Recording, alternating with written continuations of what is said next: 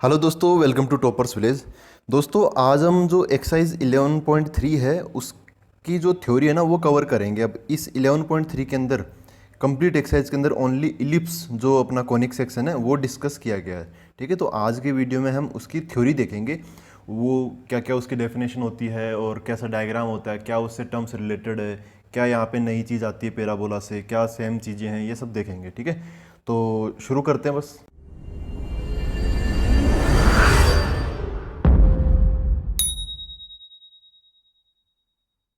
तो दोस्तों, पहले है ना इलिप्स को स्टार्ट करने से पहले जान तो ले कि इलिप्स होता क्या है। मतलब डेली लाइफ में क्या होता है। ऐसा तो पता ही है इलिप्स ऐसा होता है, सर्कल को अगर हम ऐसे दबा देंगे तो कुछ ऐसी जो शेप बनेगी ये इलिप्स होती है। लेकिन डेली लाइफ में हम इस चीज़ को कहाँ पे देखते हैं। जैसे सर्कल तो सब जानते हो, लाइन सब जानते हो, लेकिन पैराबोला भी हमने देखा, पत्थर फेंकते हैं तो वो जो उसका पाथ होता है वो पैराबोलिक होता है। लेकिन इलिप्स ये तो शायद हो सकता है आपने देखा ही ना हो, लेकिन देखा तो है, लेकिन उसको आप नाम से नहीं जानते। तो देखो, सबसे पहली चीज़, पहला एग्जाम्पल तो ऐसा, जैसे हमने कुछ वो देखे ना, ब्रिज ब्रिज जो बने होते हैं, बड़े बड़े जो ब्रिज बनते हैं, जैसे ये रोड है या फिर ये फ्लाईओवर टाइप से है, और एक पिलर हम यहाँ पे लगा देते हैं ऐसे, दूसरा पिलर हम यहाँ पे लगा देते हैं ऐसे। ठीक है, तो जनरली इनके बीच में जो वायर्स, स्टील वायर्स वगैरह होते हैं ना, जो इनको बांध के रखते हैं, नीचे की तरफ समझो रिवर है तो ऐसे वायर बंधे होते हैं, फिर ऐसे ये इससे बंधा होता है। और यहाँ आपने देखा होगा, यहाँ पे सपोर्ट के लिए ऐसे कुछ, मतलब ऐसे भी ताकि हिले ना, इसलिए ऐसा लगा रहता है। ठीक है, तो ऐसे जो शेप होती है ना, ये आगे चला गया, ये जो शेप है ये इलिप्स का एक पार्ट होता है जनरली। कई बार इसको लोग पैराबोला बोल देते हैं, लेकिन जनरली ये जो शेप बनती है, अगर आप इस शेप को पूरा करोगे ऐसे, है ना, इस टाइप से इसको आप पूरा करोगे तो ये एक इलिप्स का टुकड़ा होता है। ठीक है, तो ये थोड़ा सा ये पार्ट इलिप्स का बनता है यहाँ पर।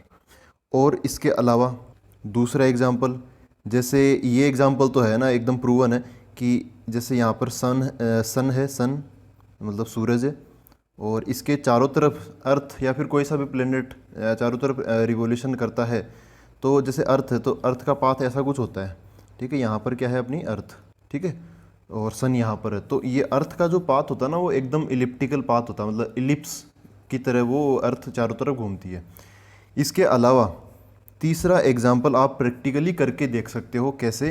जैसे सर्कल का एग्जाम्पल आप घर पे कैसे करोगे, एक वो कंपास है, कंपास से घुमा दोगे तो कंपास से बन जाएगा सर्कल, है ना, वो तो सब बना ही सकते हैं।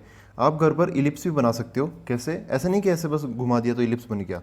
एकदम परफेक्ट इलिप्स कैसे बन सकता है, देखो। कील जानते हो आप, कील मतलब नेल्स। तो उस कील को एक एक कील को यहाँ पे ठोक दो, एक कील को यहाँ पर ठोक दो, यहाँ पर। ठीक है, अब इन दोनों से ना एक धागा बांध दो। तो धागा ऐसा समझो कि ऐसे धागा हमने बांध दिया, तो ऐसे अभी तो ढीला है धागा। फिर क्या करो, एक एक पेन ले लो या फिर पेंसिल ले लो या कुछ भी ले लो, उसको यहाँ पे धागे में फंसाओ और उसको टाइट कर लो धागे को, है ना, मतलब ऐसे खींच के उसको टाइट कर लो। तो धागा कैसा हो जाएगा, ऐसे हो जाएगा। ठीक है, काफ़ी हद तक ऐसा हो जाएगा, एकदम टाइट हो जाएगा। और यहाँ पर आपने वो पेन ऐसे फंसा रखा है ऐसे, है ना, इस टाइप से आपने पेन यहाँ पर ऐसे फंसा रखा है। ठीक है, अब इसको ना, इस पेन को चारों तरफ घुमाना, टाइट रहना चाहिए बस धागा। तो क्या होगा कि अब ये जो पॉइंट है ना, ये वाला जो अपना पेन है वो इधर भी जा सकता है, इधर भी जा सकता है, कैसा भी जा सकता है। तो चारों तरफ घूमकर ये कुछ इस टाइप का पाथ बनाएगा। अब बहुत ज़्यादा दूर तो जाएगा नहीं, क्योंकि धागे की जो लेंथ है वो तो फिक्स है ना। तो ऐसा कुछ इसका डायग्राम बनेगा चारों तरफ घूमकर। ठीक है, तो ये जो पाथ होता है ये भी क्या होता है, एक इलिप्स होता है। ये फिक्स है और ये भी क्या है, ये पॉइंट भी फिक्स्ड है, मतलब वो जो कील हमने ठोकी थी वो, ये वाला पॉइंट, ये क्या है, वेरिएबल पॉइंट है, मतलब मूविंग पॉइंट है। वेरिएबल बोल देता हूँ इसको, वेरिएबल पॉइंट। ये वाला पॉइंट कौन सा, इसको पी बोल देता हूँ। ये पॉइंट है ना, ये मूविंग है। तो ये चारों तरफ घूमकर, है ना, इसको टाइट रखेंगे तो ऐसे घूम के जो पाथ बनेगा वो कैसा बनता है, इलिप्स बनता है। तो ऐसे आप घर पे इलिप्स बना सकते हो। तो अब हम, आप प्रैक्टिकल एग्जांपल समझ गए ना, अब हम इसकी डेफिनेशन पर आते हैं। तो दोस्तों, इसकी ना दो डेफिनेशंस है अलग अलग। आपके लिए वो हो सकता है दोनों डेफिनेशंस ही एकदम नई डेफिनेशंस हो, न्यू हो। और यहाँ पे जो फर्स्ट डेफिनेशन है वो तो काफ़ी आसान है समझने में, लेकिन जो दूसरी डेफिनेशन है वो थोड़ी मुश्किल भी है। लेकिन हम दोनों ही डेफिनेशन में आज आपको बताऊंगा। डेफिनेशन वन क्या है, डेफिनेशन वन यहाँ से निकलती है। देखो, ये वेरिएबल पॉइंट यही तो घूम कर क्या बनाएगा, इलिप्स बनाएगा। तो मैं देखो, ये घूमेगा घूमेगा तो क्या बनाएगा, अपना पाथ बनाएगा। पाथ मतलब रास्ता बनाएगा, पथ। तो पाथ बोल दो, या फिर इसको आप इसका ग्राफ बोल दो, या फिर और टेक्निकली वर्ड बोले तो लोकस। ठीक है, पाथ को आप लोकस भी बोल सकते हो। तो इस पी पॉइंट का लोकस है ये इलिप्स। ठीक है, अच्छा पी पॉइंट फिर किन कंडीशंस के अंडर घूमेगा, ऐसा थोड़ी कि कहीं भी घूम रहा है तो फिर इलिप्स नहीं बना पाएगा।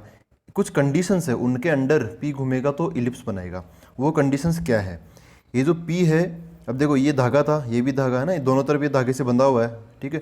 तो ये पूरे धागे की लंबाई थोड़ी चेंज हुई है। इस पॉइंट को आप F1 बोल दो, ये फिक्स्ड है ना पहला पॉइंट। इस पॉइंट को आप क्या बोल दो, F2 बोल दो। तो PF1 और PF2 पूरे धागे की लंबाई, PF1 प्लस PF2 है ना, यहाँ से यहाँ तक प्लस यहाँ से यहाँ तक, पूरे धागे की लंबाई नहीं बदल रही। इसका मतलब इस वेरिएबल पॉइंट से इसकी डिस्टेंस प्लस इसकी डिस्टेंस, इन दोनों डिस्टेंसेस का सम मतलब टोटल धागे की लंबाई वो फिक्स है। फिक्स मतलब कांस्टेंट है, ठीक है। तो पहली डेफिनेशन यही है, locus of a moving point from where sum of distances is constant, sum of distances from where fixed points है ना ये। तो इसकी डेफिनेशन अब मैं लिख देता हूँ। तो दोस्तों ये हो गई definition 1। Ellipse is the locus of a moving point P, इस P पॉइंट का लोकस है ellipse. Whose sum of distances PF1 plus PF2 ना, दोनों का सम, दोनों को जोड़ दिया हमने, फ्रॉम टू फिक्स्ड पॉइंट्स, कौन से, F1 एंड F2, ये दोनों पॉइंट्स फिक्स है। तो इनसे डिस्टेंसेस का सम मतलब PF1 प्लस PF2, ये पूरे धागे की लंबाई हो गई, इज़ ऑलवेज कॉन्स्टेंट, ठीक है। तो ये ऐसा हो गया PF1 प्लस PF2 बराबर ये क्या हो गया, कांस्टेंट हो गया। और जब डेरिवेशन की बात आएगी तब इस कांस्टेंट को मैं 2a लूँगा, मतलब जनरली 2a लिया जाता है स्टैंडर्ड फॉर्म की डेरिवेशन के लिए ना। तो ये 2a क्यों लिया हमने, for the derivation of standard forms, ठीक है, इसलिए हम 2a इसको ले लेते हैं। अभी फिलहाल हम अगली डेफिनेशन की तरफ बढ़ते हैं। अच्छा एक चीज़ और, यहाँ पर जैसे PF1 प्लस PF2 करोगे ना, मतलब दिस प्लस दिस, तो वो ट्राइंगल वाला जो रूल है ना, ट्राइंगल वाला जो रूल है कौन सा, कि एक ट्राइंगल की दो साइड्स का सम मतलब PF1 प्लस PF2 हमेशा तीसरी साइड से ज़्यादा होता है। मतलब ये PF1 प्लस PF2 करोगे ना तो जो कांस्टेंट आएगा वो F1 F2 की डिस्टेंस से ज़्यादा आएगा, ठीक है। तो यहाँ पर एक मैं डाल देता हूँ F1 F2 से बड़ा है, 2a is greater then F1 F2। अब आते हैं हम सेकेंड डेफिनेशन पर। तो दोस्तों दूसरी डेफिनेशन ये है, definition 2, ellipse is the locus of a moving point P, ठीक है, such that the ratio of distance, दो चीज़ों का रेशियो है, पहला है distance from P to a fixed point जिसको हम F1 बोलेंगे, और ये वैसा ही है जैसा हमने पैराबोला में पढ़ा था, ये फिक्स्ड पॉइंट हम फोकस बोलते हैं फिक्स्ड पॉइंट को, तो इसका F1 बन गया। And distance from P to a fixed line, अब फिक्स्ड लाइन पैराबोला में भी हम क्या बोलते थे, डायरेक्ट्रिक्स बोलते थे, इज कॉन्स्टेंट, वहाँ पर भी इस रेशियो को हम E बोलते थे, E फॉर एसेंट्रिसिटी, ठीक है। एंड ऑलवेज लेस देन 1, वहाँ पर तो E की वैल्यू एग्जैक्टली 1 हुआ करती थी, यहाँ पर क्या है 1 से कम है। थोड़ा सा इसको डायग्राम से समझते हैं। तो यहाँ पर दो चीज़ों का जिक्र हुआ, एक तो फिक्स्ड पॉइंट का मतलब फोकस का, और एक फिक्स्ड लाइन का मतलब डायरेक्ट्रिक्स का। तो इसका डायग्राम, इस ये डेरिवेशन बहुत ज़्यादा यूज़ में ली नहीं गई है एनसीईआरटी के अंदर, तो आपको कोई डरने की ज़रूरत नहीं है। बस मैं थोड़ा सा आपको फीलिंग दिला रहा हूँ कि कैसे कैसे यहाँ पे होता है। जो फिक्स्ड लाइन है वो ये समझ लो, ये क्या हो गई अपनी डायरेक्ट्रिक्स हो गई, और जो फिक्स्ड पॉइंट है ये हो गया क्या, अपना फोकस हो गया, जिसको हमने क्या बोला, F1 बोला है। अब एक मूविंग पॉइंट आ रहा है P, इनके बीच में कहीं ना कहीं मूव कर रहा है, जिसकी देखो ऊपर की तरफ क्या है, रेशियो ऑफ, ऊपर की तरफ क्या है, P से एक फिक्स्ड पॉइंट की डिस्टेंस, फिर एंड लग गया, ठीक है, एंड, फिर distance from P to a fixed line, मतलब जो E है, ठीक है, E जो रेशियो है वो क्या है, ऊपर तो क्या है पॉइंट से पॉइंट का, और नीचे की तरफ पॉइंट से लाइन का। तो यहाँ पर जो भी पॉइंट है उसकी, ये ना ये P मूविंग पॉइंट है, वेरिएबल पॉइंट, उसकी इस पॉइंट से डिस्टेंस मतलब F से, फोकस से, वो ऊपर आएगा। इसको मैंने P बोल दिया, इसको मैंने क्या बोल दिया, F1 बोल दिया, तो P F1 हो गया। और इधर की तरफ, नीचे की तरफ क्या आएगा, इस पॉइंट की P से इससे डिस्टेंस, ये मूविंग पॉइंट है तो ये पूरा स्पेस में घूमता रहेगा, यहाँ से इसका ये डिस्टेंस। अभी ये तो परपेंडिकुलर डिस्टेंस, एक पॉइंट की लाइन से डिस्टेंस क्या होती है, परपेंडिकुलर डिस्टेंस, तो ये तो पॉइंट, ये वाला पॉइंट तो बदलता रहेगा, तो इसको फुट ऑफ परपेंडिकुलर को मैं क्या बोल देता हूँ, M बोल देता हूँ। तो नीचे की तरफ ये डिस्टेंस मतलब PM। तो ये जो है ना, ये रेशियो हमेशा क्या रहता है, कांस्टेंट, ये क्या होता है हमेशा कांस्टेंट। और इलिप्स, खास तौर से इलिप्स के लिए इसकी वैल्यू क्या होती है, 1 से कम। अगर यहाँ पर इक्वल टू 1 आ गया तो पैराबोला बन जाएगा, अगर यहाँ पे ग्रेटर देन 1 आ जाएगा तो हाइपरबोला बन जाएगा, जो कि अगला अपना टॉपिक है, उसमें ये डेफिनेशन फिर से मैं बताऊंगा। तो इस कंडीशन के अंडर कि जैसे समझ लो इसका 1 से कम समझ लो 0.6 मान लो ना, 0.6, अगर इसका रेशियो 0.6 है तो देखो ऑब्वियसली ये पी एम उधर चला जाएगा तो पी एफ वन, ये डिस्टेंस छोटी है और ये डिस्टेंस ज़्यादा बड़ी है, ठीक है। मतलब ये जो मूविंग पॉइंट है ना पी, वो अपनी फोकस के ज़्यादा करीब होगा और इस डायरेक्ट्रिक्स से ज़्यादा दूर होगा। तो ऐसी सिचुएशन में इसका जो डायग्राम बनेगा वो कुछ इस प्रकार का बनेगा, ठीक है। इस प्रकार का डायग्राम यहाँ पर बनेगा इसका। तो ऐसे घूम फिर कर ये पी अगेन क्या बना लेगा, एक इलिप्स बना लेगा। अच्छा यहाँ पर इधर जैसे अब ये इलिप्स तो सिमेट्रिक होता है ऐसा, तो ये जो फोकस है ना यहाँ पर है, एक फोकस यहाँ पर भी हो सकती है, ठीक है। यहाँ पर तो ये फोकस इस फोकस के लिए ये डायरेक्ट्रिक्स है, इस फोकस के लिए इधर एक और डायरेक्ट्रिक्स बन जाएगी।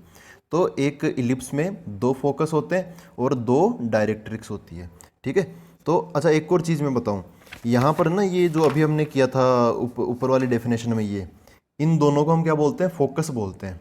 तो जैसे पैराबोला में एक ही फोकस हुआ करती थी, यहाँ पे दो फोकस है, ठीक है। तो ये हुई इसकी सेकेंड डेफिनेशन। अगर समझ में आए नहीं आया तो कोई दिक्कत नहीं है, कोई टेंशन वाली बात नहीं है, बस ये जानना जरूरी है। और ख़ास तौर से जो बच्चे IIT JEE की तैयारी करते हैं ना, वो तो इस डेफिनेशन से डील करते ही करते हैं, ठीक है। और यहाँ पर बोर्ड में मतलब NCERT के अंदर बस ये वाली डेफिनेशन यहाँ पर दे रखी है। तो अब हम जो इलिप्स से जुड़ी हुई जो टर्म्स है ना, अब उनकी तरफ बढ़ते हैं। तो दोस्तों सबसे पहले हम हॉरिजॉन्टल इलिप्स और वर्टिकल इलिप्स क्या होते हैं वो देखते हैं। और इसको भी देखने से पहले मैं एक चीज़ बताऊँ आपको, जैसे हमने सर्कल पढ़ा था ना, तो सर्कल एकदम गोल होता है चारों तरफ से सेम। आप इसको कितना ही घुमा दो हमेशा ऐसा गोल ही दिखाई देगा, है ना। घुमाने के बाद भी पता नहीं चलेगा कि ये घुमा कि नहीं घुमा। तो इसको यहाँ पर है, इसको आप इधर ले जाओ उधर ले जाओ तो हमेशा सर्कल ही दिखाई देगा। फिर हमने पैराबोला पढ़ा, तो पैराबोला का तो मुंह खुला हुआ सा रहता है, तो वो किधर किधर मुंह खोलेगा, तो इस हिसाब से अपने चार पैराबोला यहाँ पे बन जाते हैं भाई। राइट वर्ड हो गया, लेफ्ट वर्ड हो गया, अपवर्ड पैराबोला हो गया, डाउनवर्ड पैराबोला आ गया। तो इसके बाद में अब क्या है, इलिप्स है। अब इलिप्स की शेप क्या होती है, इलिप्स की शेप अपनी इस टाइप की होती है ना। तो अब ये भी है ना, अब इसमें भी थोड़ा सा डिफेक्ट तो आ ही गया। मतलब ये घूमेगा, मान लो ऐसे अभी ऐसा है तो अभी ये ऐसे है ना, अभी ऐसे लेटा हुआ है, ये मान लो ऐसा हो गया या ऐसा हो गया, ऐसे ऐसे मतलब ऐसे इन्फिनिट इलिप्स बन सकते हैं जो कि एक दूसरे से अलग होंगे, है ना, एक दूसरे से अलग हो सकते हैं। तो ऐसा बन गया, ऐसा बन सकता है, कैसा भी बन सकता है। तो इनमें हम क्या करेंगे, स्टैंडर्ड पैराबोला दो लेते हुए चलते हैं। एक तो ऐसा पैराबोला और एक ऐसा पैराबोला, ठीक है। सॉरी पैराबोला नहीं, सॉरी इलिप्स, है ना। यहाँ पे हम दो टाइप की इलिप्स लेते हुए चलते हैं, एक तो ऐसा और एक ऐसा खड़ा। तो ऐसा जो लेटा हुआ इलिप्स है ना, ये इसको हम बोलते हैं हॉरिजॉन्टल। ये साफ दिख रहा है ना, जो हॉरिजॉन्टल मतलब ऐसे एक्स एक्सिस के अलोंग ज़्यादा फैला हुआ रहे वो अपना हॉरिजॉन्टल हो जाएगा। जो ऐसे खड़ा है इसको हम क्या बोल देंगे, वर्टिकल इलिप्स बोल देंगे। तो इस हिसाब से यहाँ पे दो अपने इलिप्स बनते हैं। हॉरिजॉन्टल इलिप्स मतलब ऐसा, ठीक है। वर्टिकल इलिप्स मतलब ऐसा। और यार ये थोड़ा गड़बड़ बन गया, खैर। तो ये हो गया अपना हॉरिजॉन्टल। तो अब देखो एक और चीज़ आप नोटिस करो, जैसे सर्कल है, सर्कल का यहाँ पर सबसे बीच वाला पॉइंट ये है, सबसे बीच वाला पॉइंट जिसको हम क्या बोलते हैं, सेंटर बोलते हैं। यहाँ पर भी सबसे बीच वाले पॉइंट को हम क्या बोलेंगे, सेंटर बोलेंगे। और यहाँ पर भी इसको क्या बोलेंगे, सेंटर बोलेंगे।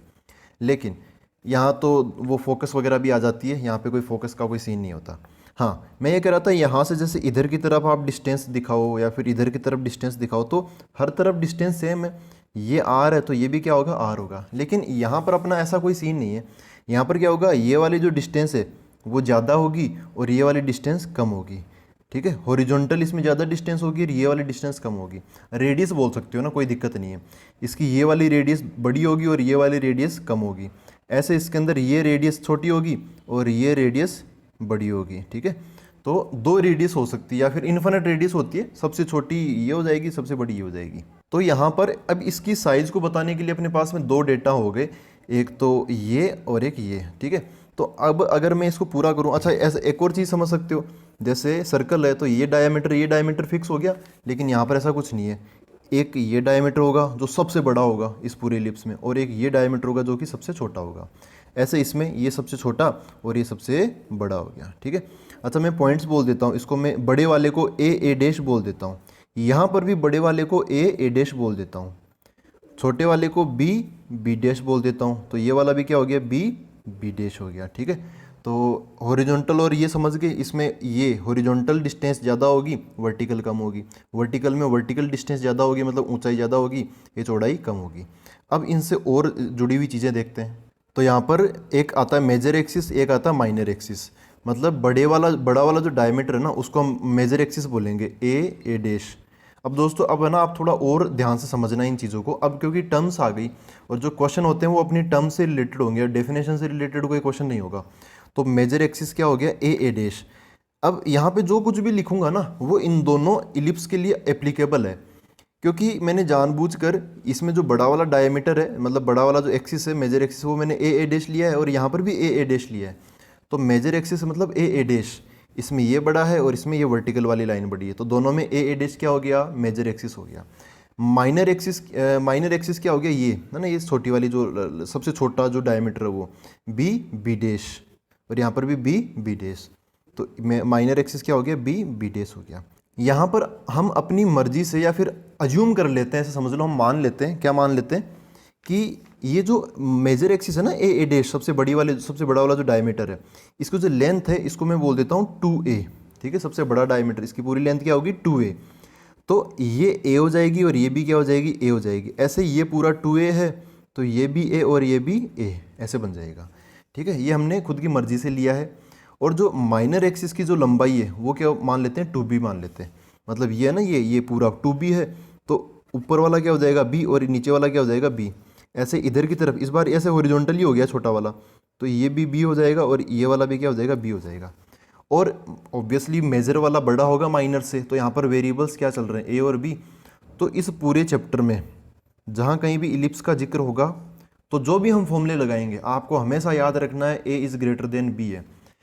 और जो अगर जैसे कई बार क्या होता है कि अलग अलग कोचिंग्स का अलग अलग स्टडी मटेरियल होता है, IIT JEE वालों की बात बता रहा हूँ, तो उनमें जनरली सभी के अंदर ए और बी ऐसा नहीं लेते, उसमें कई बार बी बड़ा हो जाता है, कई बार ए बड़ा हो जाता है। लेकिन NCERT की अगर मैं बात करूँ, अगर आप बोर्ड की तैयारी कर रहे हो तो आप बस इस चीज़ को दिमाग में बिठा लो कि ए हमेशा बड़ा होगा बी से, इलिप्स के केस में ना, इलिप्स बता रहा हूँ तो इलिप्स के बारे में बोल रहा हूँ।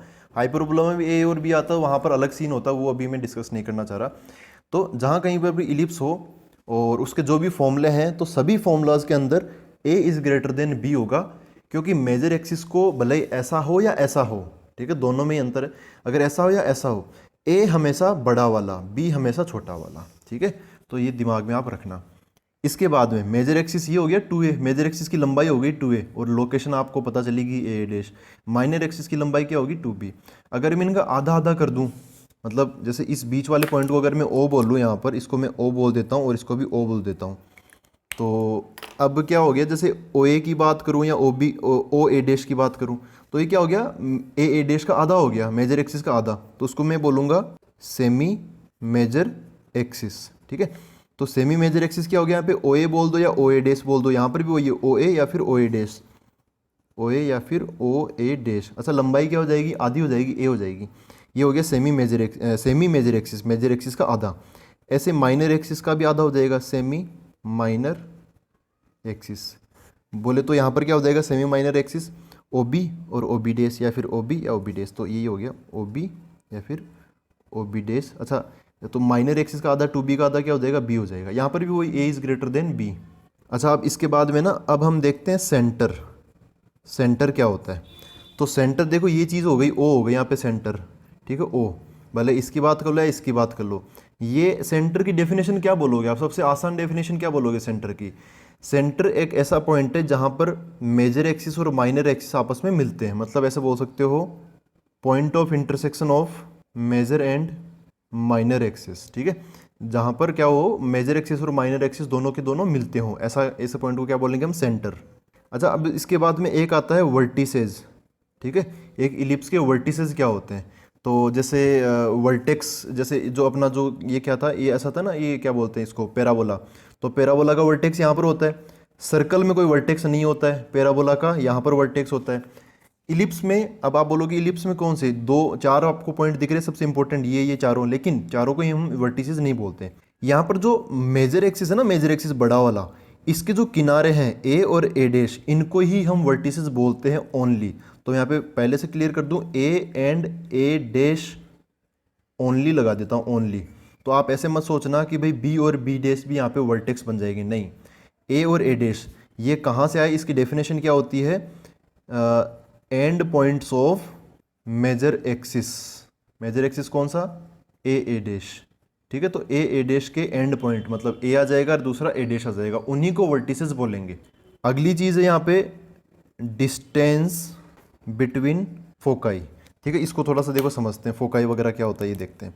जैसे अभी हमने पिछला वाला जो स्टार्टिंग में डायग्राम बनाया था, है ना, ये दोनों के दोनों, इनको क्या बोलेंगे हम, एक ये क्या हो गया, ये फोकस 1 हो गया, फोकस 1 सॉरी 2, F2 है तो चलो फोकस 2, ये क्या हो गया, फोकस 1 हो गया। इन दोनों को ना प्लूरल, जैसे फोकस का प्लूरल क्या हो जाता है, फोकाई। ठीक है, इनको हम दोनों को कंबाइंड क्या बोल सकते हैं, फोकाई बोल सकते हैं। जैसे ये है ना, ये दोनों पॉइंट्स क्या हो गए, फोकस हो गए, तो उसका प्लूरल फोकाई हो गया ऐसे। तो अब ये तो समझ गए कि एक इलिप्स है उसके 2 फोकाई होंगे। अच्छा, ये भी देखो कि अगर मैं यहाँ पर इनको थोड़ा सा और आगे की तरफ बढ़ाऊँ, जैसे इसको मैं और आगे की तरफ ऐसे और ऐसे बढ़ाऊँ, तो ये वाला कौन सा एक्सिस है, मेजर एक्सिस है, और ऐसे बन जाएगा माइनर एक्सिस। तो ये जो दोनों फोकाई होते हैं वो कौन से एक्सिस पे लाई करेंगे, ऑब्वियसली मेजर एक्सिस पे लाई करेंगे। तो अगर मैं यहाँ पर मेजर एक्सिस पर फोकाई को लिखना चाहूँ तो एक फोकाई मैं यहाँ पे बना दूंगा, एक फोकाई मैं यहाँ पर बना दूंगा। इसको बोल दिया मैंने F1 और इसको बोल दिया मैंने F2। ठीक है, अच्छा ऐसा बन गया ये। अच्छा, इसमें फोकाई कहाँ पर होगा, माइनर एक्सिस पे थोड़ी होगा, मेजर एक्सिस पे होगा। आप हॉरिजॉन्टल वर्टिकल छोड़ो, आप ये देखो बड़ा वाला कौन सा एक्सिस है, ये बड़ा वाला इसमें। तो इस बार एक फोकाई अपना यहाँ पे हो जाएगा और एक फोकाई यहाँ पर हो जाएगा। F1 यहाँ पर समझ लो और यहाँ पे समझ लो आप F2। ठीक है, तो एक ये आ गया डिस्टेंस बिटवीन फोकाई। तो दोनों फोकस क्या है, फोकस का प्लूरल हो गया, मतलब बहुवचन, तो फोकाई हो गया, तो F1 F2। ठीक है, F1 F2 ये डिस्टेंस होगी इनके बीच की डिस्टेंस। तो देखो ऐसे कुछ डेरिवेशन से आता नहीं है, लेकिन यहाँ पर हम मानते हैं, जैसे मेजर एक्सिस की लंबाई हमने 2a मान ली, माइनर एक्सिस की लंबाई 2b मान ली। ठीक है, अब ये पॉइंट तो कहाँ पे होंगे, तो ये इनके लिए एक वो लिख देते हैं हम कि इनकी बीच की जो डिस्टेंस है वो होगी 2c। ठीक है, 2c F1 F2 की बीच की डिस्टेंस। तो अब ये देखो, अगर मैं इनका आधे आधे की बात करूँ, OF1 या फिर OF2 की बात करूँ, OF1 या फिर OF2, क्योंकि O तो बीचों बीच है, तो अगर यहाँ से यहाँ तक पूरा 2c है तो आधा क्या हो जाएगा, c हो जाएगा। ठीक है, तो ये भी आप दिमाग में रख सकते हो। अच्छा, यहाँ पे ना कुछ डिस्टेंसेज आ गई है ना, अब एक बार मैं इनको एक छोटे से डायग्राम में बता देता हूँ। जैसे समझो कि ये इलिप्स है, ठीक है, और ये इनकी क्या है, फोकाई है। अब तो पहली चीज़ तो ये कि ये ऊंचाई कितनी होगी, तो जितना ये होगा माइनर एक्सिस उतनी ऊंचाई हो जाएगी, कितनी, 2b। ऊंचाई बोलना सही नहीं है, ऐसे बोल सकते हो आप। और अब ये बताओ कि ये वाली लेंथ कितनी होगी पूरी, मतलब एंड टू एंड, यहाँ से लेके यहाँ तक, ये कितनी हो जाएगी, 2b हो जाएगी। और दूसरी चीज़, फोकस से फोकस है ना, यहाँ से लेके यहाँ तक की डिस्टेंस, ये डिस्टेंस कितनी होगी, ये 2c हो जाएगी। तो यहाँ पे 3 चीज़ें आई है, सॉरी यहाँ पे 2a आएगा, सॉरी यहाँ पे क्या आएगा, 2a। 3 चीज़ें आ गई, 2a 2b और 2c। वो मैंने एक डायग्राम में बता दिया आपको। सबसे लंबी डिस्टेंस 2a, सबसे बड़ा होता है 2a। फिर b और c में कोई सा भी छोटा बड़ा हो सकता है, इनमें कोई रिलेशन नहीं है, लेकिन सबसे बड़ा कौन होगा, 2a, मतलब a सबसे बड़ा होगा। फिर b और c अपना ऑर्डर जाने, इनका b और c सेम भी हो सकते हैं, अलग अलग भी हो सकते हैं, उनका कोई मतलब नहीं है। लेकिन ये फिक्स है कि a हमेशा क्या होगा, इलिप्स में हमेशा a बड़ा होगा ही होगा। जहाँ की कहीं पर भी a b c की बात हो तो a is always greater than other b and c in case of ellipse. ठीक है, तो ये एक डायग्राम में तीनों चीज़ें आ गई। अब हम और चीज़ें देखते हैं और क्या क्या रिलेटेड है इससे। अब दोस्तों एक मैं मतलब आगे की टर्म्स बताने से पहले एक डेरिवेशन यहाँ पर आती है, तो वो डेरिवेशन आपको, डेरिवेशन नहीं करवाऊँगा, बस ये ऐसे लिख देता हूँ, आफ्टर डेरिवेशन हम एक भी नहीं करेंगे। ठीक है, हमें यहाँ पे कोई डेरिवेशन बिल्कुल भी काम की नहीं है, IIT-JEE के लिए भी वो कोई खास काम की होती नहीं है। तो यहाँ पर ना हम डेरिवेशन कोई सी भी नहीं करेंगे, ना ही हाइपरबोला में करेंगे। जैसे इलिप्स कर रहे हैं ना, वैसे हाइपरबोला करेंगे विदाउट एनी डेरिवेशन। हम यहाँ पे जो टर्म्स है, जो फॉर्मूले हैं, जो कंसेप्ट है, उन पर ज़्यादा फोकस करेंगे। तो देखो डेरिवेशन, जो भी डेरिवेशन किस पे बनाना है, जैसे ये अपना इलिप्स हुआ और यहाँ से लेके यहाँ तक की जो डिस्टेंस है वो क्या बोली थी हमने, ये पूरी डिस्टेंस क्या थी, a। और यहाँ से लेके फोकस तक की जो डिस्टेंस है इसको क्या बोला हमने, c। और यहाँ से सेंटर से लेके यहाँ तक की जो डिस्टेंस है इसको हमने क्या बोला था, b। ठीक है, तो ये इलिप्स वगैरह की प्रॉपर्टी और a b c इनमें जो भी, जैसे यहाँ पे 90 डिग्री बन जाएगा तो पाइथागोरस थ्योरम वगैरह लगा लोगे, एक रिलेशन बनता है। वो रिलेशन आपको याद रखना है। वो रिलेशन क्या है, वो रिलेशन ये है कि c equal to under root of A square minus B square. C की वैल्यू क्या होगी, under root of A square minus B square. दूसरे शब्दों में आप इसका स्क्वायर स्क्वायर कर कर आके ऐसे बोल सकते हो कि जो ए है, जो सबसे बड़ी जो डिस्टेंस है ए, यहाँ से लेके यहाँ तक, ए स्क्वायर बराबर, ये बी स्क्वायर उधर चला जाएगा, ए स्क्वायर बराबर बी स्क्वायर प्लस सी स्क्वायर। ठीक है, तो आपको ये जो फॉर्मूला ना ये याद रखना है, इसके क्वेश्चंस करने हैं तो। ठीक है, अब हम अगला एक केस देखते हैं, एक स्पेशल केस है, वो मैं आपको बता रहा हूँ। स्पेशल केस देखो, ये होता है अपना इलिप्स, ये लेंथ ए और ये लेंथ बी। मैं हॉरिजॉन्टल बना रहा हूँ, आप चाहो तो वर्टिकल से भी समझ सकते हो। ठीक है, और ये हो गया अपना सर्कल। सर्कल में दिस इक्वल टू दिस, ये दोनों क्या होते हैं, बराबर होते हैं। तो अगर आपको इलिप्स से सर्कल की तरफ आना है तो आप बीच में एक कंडीशन लगा के आ सकते हो। क्या कंडीशन लगा के आ सकते हो, इलिप्स में दोनों रेडियस अलग अलग है, यहाँ पे रेडियस तो सेम ही होती है। तो अगर आप ए और बी को क्या बोल दो, बराबर, ए इक्वल टू बी। ठीक है, तो इलिप्स का क्या बन जाएगा, सर्कल बन जाएगा। इलिप्स का क्या बन जाएगा, सर्कल बन जाएगा। ये क्या है, इलिप्स। जब तक ये दोनों अलग अलग है तब तक इलिप्स, और जैसे ही दोनों सेम बन जाएंगे वो क्या बन जाएगा, सर्कल बन जाएगा। ये भी ए और ये भी ए, या फिर ये बी और तो वो भी बी, सेम है दोनों के दोनों। ठीक है, अच्छा एक और चीज़ देखो, इलिप्स में तो जो सी की वैल्यू होती है वो ये होती है ना, सी की वैल्यू क्या हो जाएगी, under root of A square minus B square. और अगर आप इसमें सर्कल में बात करो तो ए और बी क्या हो जाएंगे, दोनों ए सर्कल के अंदर ए और बी क्या हो जाएगा, बराबर हो जाएगा। तो ए बराबर, ये ए और ये ए स्क्वायर से स्क्वायर कट जाएगा, तो यहाँ पे सी की वैल्यू क्या बन जाएगी, जीरो बन जाएगी। मतलब सी होता ही नहीं है। यहाँ पे सी, मतलब सी कहाँ से आया था, आप ढूंढो एक बार सी कहाँ से आया था। दोनों फोकस के बीच में डिस्टेंस होती है टू सी, यहाँ से लेके यहाँ तक। लेकिन सर्कल में क्या होगा, सी की वैल्यू जीरो, तो टू सी भी जीरो। इसका मतलब दोनों फोकाई की जो बीच की डिस्टेंस है ना, वो भी क्या हो जाएगी, जीरो। जीरो मतलब ये दोनों फोकाई है ना एक दूसरे के ऊपर आ जाएगी। तो सर्कल में हम ऐसे बोल सकते हैं कि सर्कल में फोकस होती है, लेकिन कहाँ पे होती है, दोनों की दोनों सेंटर पर होती है। इलिप्स में दोनों जो फोकाई है वो अलग अलग हो जाती है। खैर, अब हम अगली चीज़ देखते हैं। अगली चीज़ है एसेंट्रिसिटी। एसेंट्रिसिटी मतलब ई। अच्छा, तो ई का यहाँ पे फॉर्मूला सी बाई ए होता है। जैसे यहाँ पर जो हमने देखा था ना, ये रहा ना, एसेंट्रिसिटी ये था e P F one upon P M, है ना। ये काफ़ी कॉम्प्लिकेटेड लग सकता है और ये हम इस फॉर्म से निकालते हैं, लेकिन सब कुछ सिंपल कर करा के जो अपनी जो क्या बोलते हैं सबसे आसान भाषा में बोले तो एसेंट्रिसिटी का फॉर्मूला सी बाई ए। ठीक है, सी यहाँ से निकाल लेना, बाई ए, ऐसा बन जाएगा सी बाई। अब चूंकि मैं बोल रहा हूँ कि ए इस सबसे बड़ा है, a is greater than b and c, b हो या सी हो, ए हमेशा क्या है, बड़ा है सबसे। तो यहाँ पे न्यूमरेटर छोटा हो गया, सी छोटा हो गया, ए बड़ा हो गया। तो ऑब्वियसली ऊपर वाला नंबर छोटा, नीचे वाला नंबर बड़ा, तो क्या होगा, छोटे में हम बड़े का नंबर का डिवाइड करेंगे तो आंसर तो एक से कम ही आएगा ना, पॉइंट में आएगा कुछ आंसर, तो वो तो वन से कम है। तो इलिप्स के लिए यहाँ पर भी हमने बोला था कि इलिप्स के लिए जो एसेंट्रिसिटी होती है ना ई, वो वन से कम होती है। और यहाँ पर भी क्या, अब याद रखोगे ई जो होगा वो वन से कम होगा। खैर, यहाँ पर एक और चीज़ आपको याद रखनी है कि ई का फॉर्मूला एसेंट्रिसिटी क्वेश्चन में बोली जाएगी, भी बताओ इसके एसेंट्रिसिटी क्या है। तो सी निकालना, ए पता होगा, तो सी बाई ए एसेंट्रिसिटी का आंसर बन जाएगा। अब आते हैं हम स्टैंडर्ड फॉर्म्स पर। तो स्टैंडर्ड फॉर्म्स मतलब इनकी स्टैंडर्ड इक्वेशन क्या होती है वो सब देखेंगे, और उसके बाद में ना सबसे लास्ट में हम ऐसा जैसे हमने इलिप्स में किया था ना, सॉरी पैराबोला में जब हमने 4 केस बना के डिस्कस किए थे, वैसे यहाँ पर इलिप्स में भी मैं आपको 2 केसेस में बना के बताऊंगा, और यहाँ पे जो जो चीज़ें हैं ना सब कुछ आपको बताऊंगा। तो हॉरिजॉन्टल इलिप्स अपना ऐसा बन गया, और ऐसे अब यहाँ पे ना कुछ वही स्टैंडर्ड चीज़ें आ जाएगी कि जैसे अभी तक हमने ना सेपरेट समझा है। यहाँ पर मैंने एक्स एक्सिस वाई एक्सिस तो बनाया ही नहीं है, तो अब मैं इस पूरे डायग्राम को अपने जो एक्स वाई एक्सिस है ना, जो एक्स वाई प्लेन है उसमें फिट कर दूंगा, और इसको भी फिट कर दूंगा। तो ऐसा कुछ हो जाएगा, ये अपना हॉरिजॉन्टल इलिप्स हो गया, और ऐसे अपना क्या बन जाएगा, वर्टिकल इलिप्स बन जाएगा। इसको फटाफट देखेंगे, ऐसे बन जाएगा। ठीक है, तो अब इसके वर्टिसेज मतलब मेजर एक्सिस वाले ना, मेजर एक्सिस वाले एंड पॉइंट्स, यहाँ पर ए आ जाएगा, यहाँ पर अपना ए डैश आ जाएगा। माइनर, इनको हम वर्टिसेस बोलते नहीं हैं, बस ये माइनर एक्सिस के एंड पॉइंट्स है, बी डैश। ऐसे यहाँ पर ये बी आ गया, ये बी डैश आ गया, ये ए आ गया, और ये ए डैश आ गया। अच्छा, इसके ए के कोऑर्डिनेट्स देखो, ये पूरा ये मेजर एक्सिस की लंबाई हमने क्या मानी थी, 2a मानी थी ना, तो ये सेंटर किस पे आ गया, अपना ओरिजिन पे आ गया है ना, 0 0 पर। तो ये कितना हो जाएगा, ए हो जाएगा, तो इसके कोऑर्डिनेट क्या होंगे, a,0। इस वर्टिसेस के इसके कोऑर्डिनेट क्या होंगे, वर्टेक्स से 0 सॉरी माइनस a,0। इसके कोऑर्डिनेट 0, b, और इसके कोऑर्डिनेट 0, -b, ऐसे हो गया। अच्छा, यहाँ पर इसके कोऑर्डिनेट अभी देखेंगे। अच्छा, इसके वैसे बोल दो, ये माना तो 2a था ना हमने पूरा, ये a,0 हो जाएगा, ये -a,0 हो जाएगा। ये 2b माना था, तो ये सॉरी थोड़ा गलत हो गया ना, एक्स एक्सिस वाई एक्सिस है, ये वाई एक्सिस पे है तो 0 कोमा ए हो जाएगा, ये भी क्या है वाई एक्सिस पे, तो ये 0 कोमा माइनस ए हो जाएगा।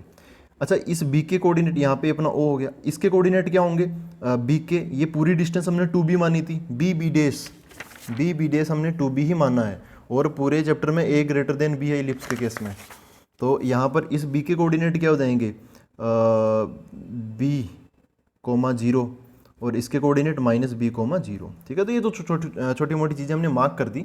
इक्वेशन क्या है, तो इसकी इक्वेशन होती है x square by a square plus y square by b square equal to 1। यहाँ पर भी हम जो डेरिवेशन है ना उस पर नहीं जाएंगे, इसकी तो काफ़ी कॉम्प्लिकेटेड डेरिवेशन है, तो ये तो बिल्कुल भी नहीं करेंगे। एक्स स्क्वायर के नीचे ए स्क्वायर प्लस वाई स्क्वायर के नीचे बी स्क्वायर इक्वल टू 1। इसमें क्या होगा एक्स स्क्वायर, देखो ये ए और बी इसको लिंक करना, एक बार मैं ना बीच में आपको रोक के बीच में वो बताता हूँ।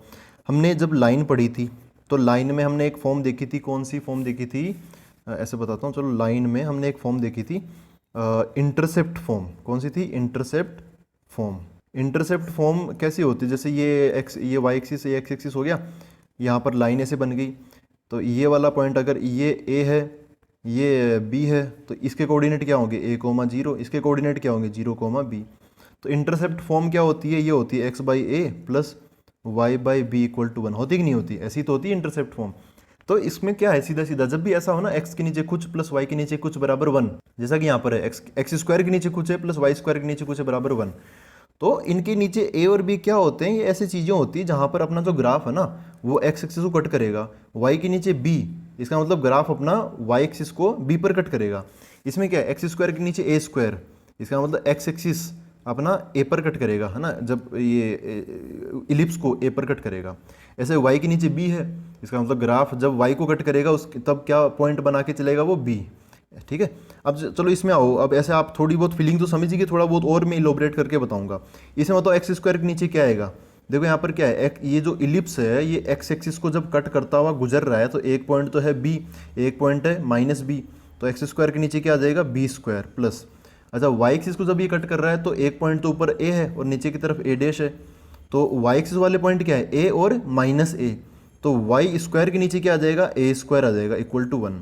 अब इन चीज़ों को रिलेट करो और बहुत तगड़े से रिलेट करना जब कभी भी, अच्छा ऐसा देखो ए बड़ा क्या है a is greater than b है, यहाँ पर हॉरिजॉन्टल के केस में एक्स के नीचे ए आ गया जो कि बड़ा है बी के बजाय, तो हॉरिजॉन्टल इलिप्स कब बनेगा जब एक्स स्क्वायर के नीचे बड़ा नंबर हो वाई स्क्वायर के नीचे छोटा नंबर हो, तब हॉरिजॉन्टल, और जब वाई के नीचे बड़ा नंबर हो तब वाई एक्सिस की तरफ ज़्यादा फैल जाएगा, तब वर्टिकल इलिप्स बन जाएगा।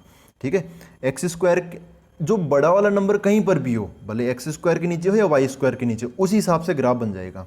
अगर बड़ा वाला नंबर एक्स स्क्वायर के नीचे है तो हॉरिजॉन्टल ग्राफ बनेगा, मतलब ऐसे फैलेगा, तो फोकस वगैरह भी, फिर ज़्यादातर चीज़ें इसके अंदर ज़्यादातर चीज़ें एक्स एक्सिस के अलोंग ही आएगी। वर्टिकल इलिप्स कब बनेगा जब वाई स्क्वायर के नीचे बड़ा नंबर हो और एक्स स्क्वायर के नीचे छोटा नंबर हो, तब वर्टिकल इलिप्स बनेगा, तब ऐसे खड़ा बन जाएगा वाई। तब उस केस में क्या बोलेंगे कि जो वाई एक्सिस है उसके अलोंग ज़्यादातर चीज़ें हमें मिलेगी, जैसे मेजर एक्सिस वाई एक्सिस पे होगा, वर्टिसेस वाई एक्सिस वाले होंगे, फोकस दोनों फोकाई वो भी वाई एक्सिस पे होगा, है ना, तो बहुत सारी चीज़ें यहाँ पे वाई एक्सिस पे मिलेगी, ये फ़र्क हो जाता है दोनों का। तो अब एक लास्ट छोटा सा टॉपिक बचता है लेटेस्ट रेक्टम, फिर हम इन्हीं दोनों का कंपैरिजन करेंगे, है ना, लास्ट में, तो उस टॉपिक को और कवर कर लेते हैं। तो देखो दोस्तों लेटेस्ट रेक्टम वैसे थोड़ा बहुत हमने उसमें भी पढ़ाई था किसमें पैराबोला के अंदर, एक बार मैं वो रिवाइज करवा देता हूँ। पैराबोला जैसे अगर ऐसा पैराबोला है तो यहाँ पे फोकस हो गई, यहाँ पर ये अपना वाई एक्सिस हो गया, ये एक्स एक्सिस हो गया, यहाँ पे डायरेक्ट्रिक्स हो गई। ठीक है, तो लेटेस्ट रेक्टम क्या होता है, फोकस से गुजरने वाली एक ऐसी लाइन जो कि परपेंडिकुलर होती है, किससे, इस एक्सिस के परपेंडिकुलर होगी। तो यहाँ पर भी यही है, ये जो लेटेस्ट रेक्टम है एक ये लाइन सेगमेंट समझ लो ना, लाइन सेगमेंट सबसे बढ़िया है, जो कि कहाँ से पास होगा, पासेस थ्रू फोकस। ठीक है, फोकस से गुजरेगी ये लाइन और परपेंडिकुलर होगी, किसके परपेंडिकुलर होगी, मेजर एक्सिस के। यहाँ पे दो एक्सिस है ना, तो इस बार कौन सा हमें डिसीजन तो लेना पड़ेगा, मेजर एक्सिस के परपेंडिकुलर। ठीक है, परपेंडिकुलर टू मेजर एक्सिस, वो चीज़ है लेटेस्ट रेक्टम। तो ये दोनों कंडीशंस क्वालिफाई करने वाली लाइंस देखो कौन कौन सी होगी। फोकस दो है, एक ये फोकस एक ये फोकस, तो दोनों के परपेंडिकुलर। अच्छा मेजर एक्सिस ये अपना क्या है, यहाँ पर ये वाला एक्सिस कौन सा है, मेजर एक्सिस, ठीक है। इस पूरे को एक्स एक्सिस को हम बोलते हैं मेजर एक्सिस, लेकिन लंबाई की बात आती है तो हम ए से ए डैश की ही लंबाई बताते हैं, खैर वो अलग चीज़ है। यहाँ पर मेजर एक्सिस के परपेंडिकुलर, इसके परपेंडिकुलर तो ऐसे ऐसे लाइंस बन जाएगी, ऐसे है ना, खड़ी लाइन ऐसे या फिर ऐसे, और कहाँ से गुजरने वाली, यहाँ से, यहाँ पे F1 से गुजरने वाली लाइन और यहाँ पे F2 से गुजरने वाली लाइन, तो ये ऐसे बन जाएगी लाइन, ठीक है। तो ये क्या हो गया अपना लेटस रेक्टम L, ये R।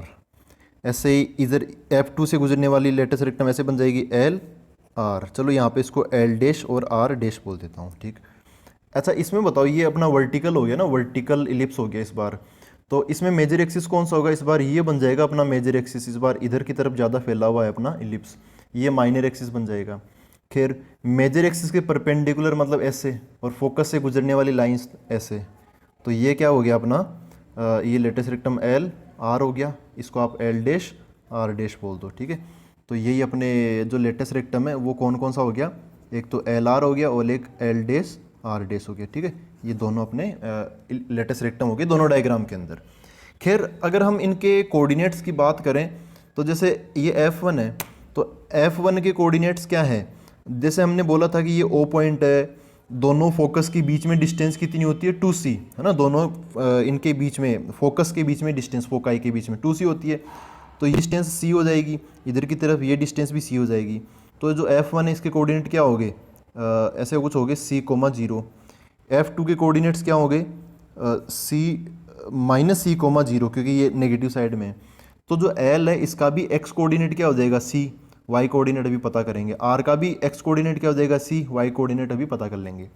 ऐसे L डैश का x कोऑर्डिनेट क्या हो जाएगा c, y को, अच्छा एक मिनट, F2 का क्या है -c है ना, तो यहाँ पे -c, समथिंग, इधर भी -c, समथिंग। पहले इसकी बात कर लेते हैं।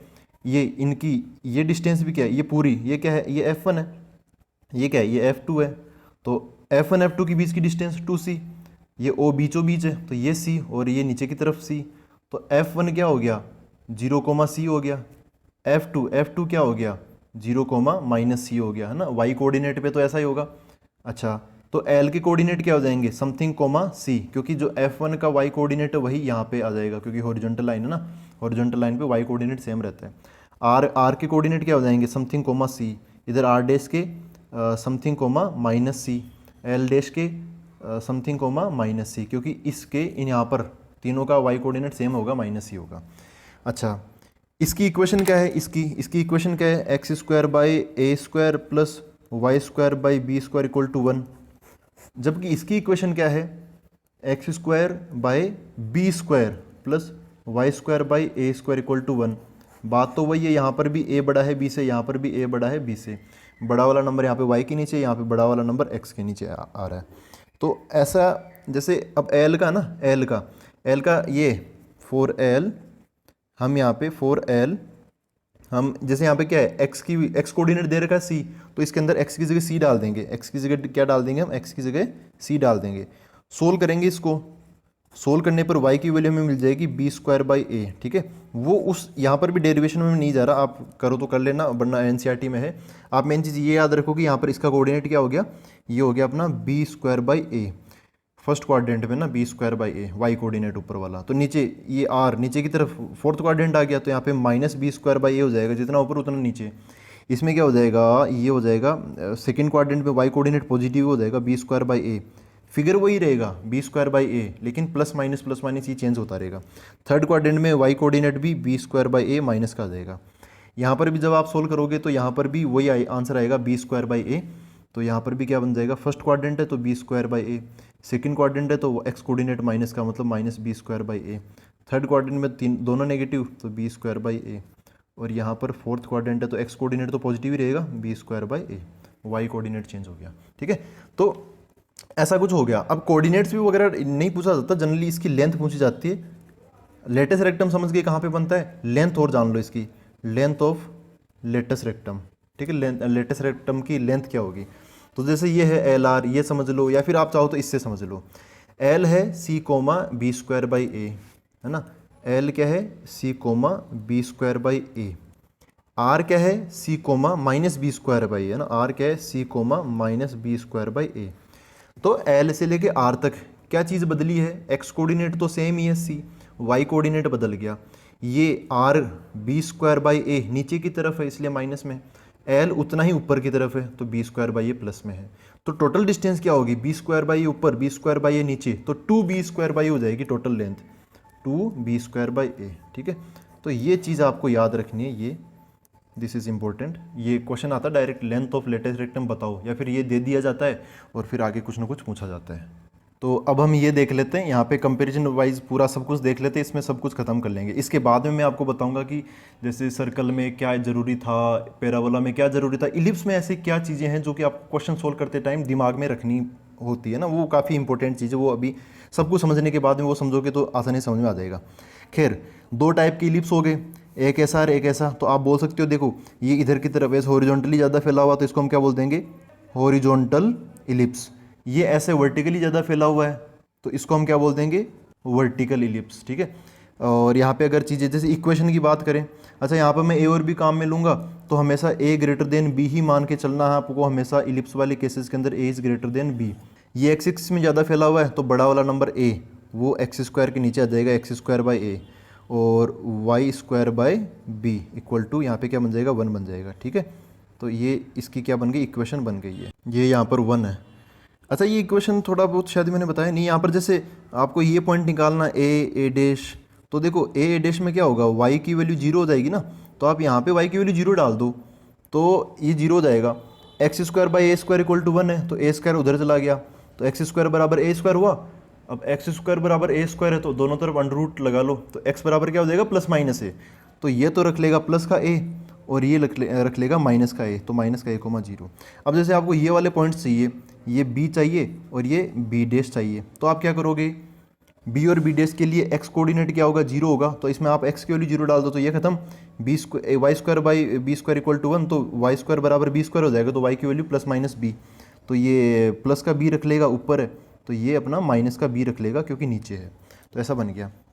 सेंटर तो ये दोनों का, ये भी सेंटर अपना क्या है 0 0 पर है और इसका सेंटर भी क्या हो जाएगा अपना 0,0 पर हो जाएगा। अच्छा इसकी इक्वेशन क्या होगी, ऐसा है तो इसकी इक्वेशन देखो ये y पे ज़्यादा फैला हुआ ना तो y के नीचे बड़ा नंबर आएगा मतलब a आएगा, तो y square by a square आएगा। अच्छा x के नीचे छोटा आ जाएगा, x square by b square बराबर 1 ऐसे।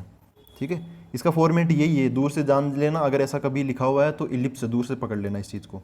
खैर सेंटर ये हो गया और यहाँ पर ये पॉइंट्स इस बार ये बड़ा हो गया, ये ए डैश, ये बी, ये बी डैश, ए के कोऑर्डिनेट 0,a। अच्छा ए में x कोऑर्डिनेट 0 होगा तो यहाँ पे x की जगह 0 डाल देना, तो y square by a square equal to 1, तो y की वैल्यू क्या आ जाएगी, प्लस माइनस a, मतलब ए का y कोऑर्डिनेट a हो गया और a डैश का क्या हो गया फिर माइनस a हो जाएगा।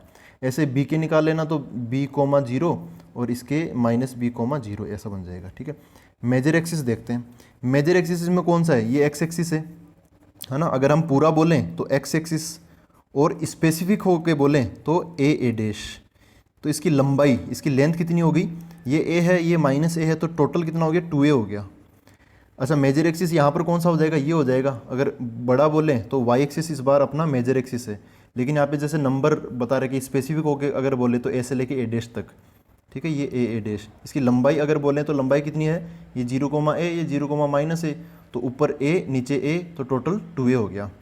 माइनर एक्सिस इस बार क्या हो गया, इसके अंदर माइनर एक्सिस क्या है, ये वाला है छोटा वाला, बोले तो y एक्सिस।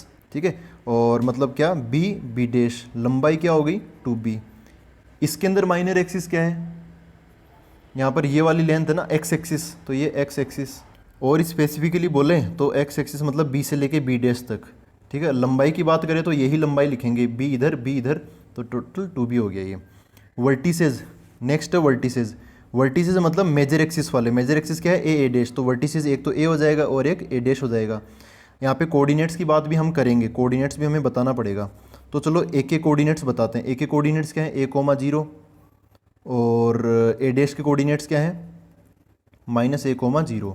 यहाँ पर वर्टिसेज क्या होगा, यहाँ पर वर्टिसेज मतलब मेजर एक्सिस, इस बार मेजर एक्सिस ये है ना, तो ये एक तो a हो गया 0,a और एक a डैश हो गया मतलब 0,-a, ये और ये दोनों क्या हो गए, वर्टिसेज हो गए। अच्छा एक चीज़ ये है कि जैसे आप है ना इक्वेशन देख के वर्टिसेज बता सकते हो, जो भी बड़ा वाला नंबर है, भले एक्स जैसे यहाँ पे एक्स स्क्वायर के नीचे बड़ा वाला नंबर है तो फिर एक्स एक्सिस के नीचे है इसलिए दूसरा वाई कोऑर्डिनेट 0 बोलना है, और जो भी नीचे की तरफ नंबर है ए स्क्वायर, जैसे यहाँ समझो यहाँ पे 25 है तो 25 हो गया ए स्क्वायर, ए कितना हो गया 5 हो गया, तो यहाँ पे 5,0 आ जाएगा, ये -5,0 आ जाएगा। लेकिन वाई स्क्वायर के नीचे अगर 25 बड़ा नंबर है, जैसे यहाँ पे 16 मान लो, यहाँ पे 25 मान लो, तो इसके नीचे क्या हो गया 25 मतलब 5 हो गया, तो इस बार 0,5 और 0,-5 ये वर्टिसेस बन जाएंगे। तो जो भी बड़ा नंबर है वही यहाँ पे वर्टिसेस में आपको देखने को मिलेगा। फोकाई की बात करते हैं तो एक फोकस यहाँ पर है F1, एक फोकस यहाँ पर है F2। ऐसे इसके अंदर इस बार वाई एक्सिस पे फोकस होंगे, तो ये F1 और ये F2। यहाँ पे हमने बोला था कि F1 F2 के बीच की जो टोटल डिस्टेंस है ना, यहाँ से लेके यहाँ तक ये 2C होती है। तो आधी डिस्टेंस ये OF1 ये कितनी हो जाएगी, C हो जाएगी। तो F1 के कोऑर्डिनेट क्या होंगे C,0, तो F2 के क्या हो जाएंगे -C,0। ऐसे यहाँ पर ये ऊपर की तरफ C है तो ये क्या हो जाएगा 0,C, और ये नीचे की तरफ F2 है तो 0,-C। तो इस बार फोकाई क्या होंगे, दो होंगे, F1 मतलब C,0 और F2 मतलब -C,0। ऐसे यहाँ पर F1 हो जाएगा 0,C और दूसरा F2 क्या हो जाएगा यहाँ पर 0,-C। ये C निकालने का पंगा फंसेगा। तो C निकालने का जो फॉर्मूला है वो मैंने स्टार्टिंग में बताया था, A² - B², इसमें भी और इसमें भी A² - B²। ठीक है, लेंथ ऑफ लेटेस्ट रेक्टम दोनों में सेम है, 2B²/A, इधर भी 2B²/A, जैसा कि हमने अभी पिछले वाले में देखा था, है ना, इसके अंदर देखा था ना लेटेस्ट रेक्टम जब हमने पढ़ा, तो यहाँ पे आया था length of latus rectum 2B²/A, दोनों में एप्लीकेबल है ये। तो ये हो गया लेंथ वेंथ नहीं बदलती है ना, लेंथ की टेंशन मत लिया करो। एसेंट्रिसिटी E, इसका फॉर्मूला भी बीच में आया था C/A, तो यहाँ पर भी क्या हो जाएगा E = C/A। मेरा पेन भी खत्म हो गया और अपना लेक्चर भी खत्म हो गया, यहाँ पर क्या आ जाएगा C/A आ जाएगा। ठीक है, तो ये था कंप्लीट एनालिसिस इलिप्स का। क्वेश्चंस देखेंगे ना अब। अच्छा ये तो बता दूं कि सबसे ज़्यादा इंपॉर्टेंट चीज़ क्या है वो भी देखते हैं। तो यहाँ पर तीन चीज़ें इंपॉर्टेंट हैं, लेकिन मैं उनको दो कैटेगरी में डिवाइड करता हूँ। एक तो है डायग्राम मतलब ऐसा डायग्राम बनेगा या फिर ऐसा डायग्राम बनेगा, क्योंकि जैसे ही चेंज हो जाएगा ना ऐसा या ऐसा, तो फिर इक्वेशंस पॉइंट्स जो भी स्पेशल पॉइंट्स उनके कोऑर्डिनेट्स वो बदल जाएंगे दोनों में, है ना, इक्वेशंस बदल जाएगी। तो डायग्राम ज़रूरी है। यहाँ तो इतना कन्फ्यूजन भी नहीं होता जितना पैराबोला में होता है। यहाँ तो दो ही डायग्राम है, या तो ऐसा बनेगा या ऐसा बनेगा। पैराबोला में 4 बनते थे, तो ये रिलेटिवली आसान है डिसाइड करने में। खैर अगली चीज़ है A, B, C, इनमें से एनी 2, इनमें से कोई 2 चीज़ें पता होनी चाहिए।